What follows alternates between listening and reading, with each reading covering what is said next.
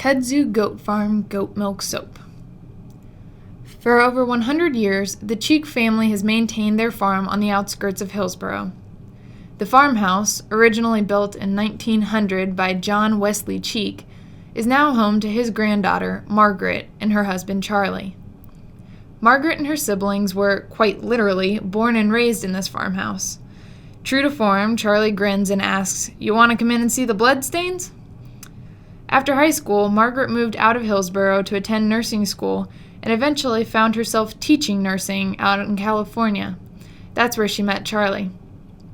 The Millers moved back to Hillsboro in 1994 to look after Margaret's mother, who had been living on the property by herself for 30 years at that point.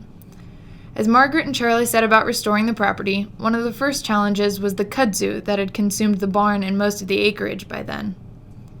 Their neighbors suggested goats were good for getting rid of kudzu. So, after some deliberation, the Millers bought their first 2 goats. A little later, someone literally dropped off 3 more.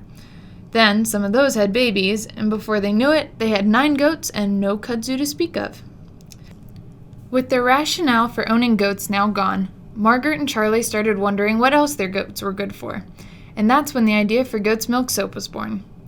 The 70-year-old barn that Margaret's dad built was restored and now serves as the experimental laboratory/manufacturing epicenter for the kudzu goat milk soap enterprise. The process for making the soap started out as a rather crude trial and error. Charlie and Margaret looked through old journals detailing Charlie's first attempts. He recounts the story of his first recipe. "It stunk up the whole house." "It was never in the house," Margaret says. "The first time was in the house," Charlie insists. "And the second time, it started a small fire, so I got kicked out of the house." He smiles. They've since refined the process and now produce a variety of scented bars and liquid soaps like its old hat. Not the type of people to let life get stale, they've recently begun experimenting with lotions, too. Charlie is the soap maker and internet marketing specialist. With the help of the internet, they've even expanded to international markets. A picture in Charlie's workshop shows his son, Chris, one of Charlie's 6 children, standing with Miss China, who is holding, get this, a bar of Kudzu Goat Farm goat milk soap.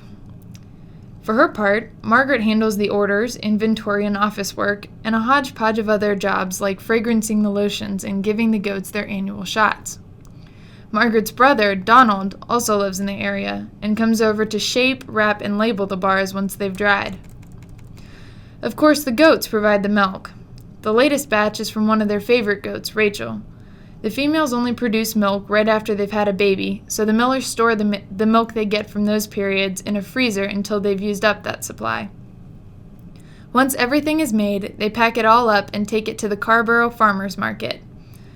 Margaret helps Charlie load the truck the day before. Then Charlie gets up around 5:45 on Saturday mornings so he can get to the market by 6 and be set up by 7. They've been doing this long enough that they know all the vendors around them pretty well, so Charlie makes sure he gets filled in on the latest gossip from the girls in the booth next door. Then he waits for Margaret, who comes to relieve him around 9:30 with a ritual croissant-wich from Burger King. The soap business keeps them busy, but life on the farm can be more slow-going too. The farm attracts a surprising array of bird life, which doesn't go unnoticed by the farm's cat, who waits in the rafters for a chance to catch one of the choice barn swallows that have just returned from their migration to Argentina. Most of the love on the farm goes to the goats, though.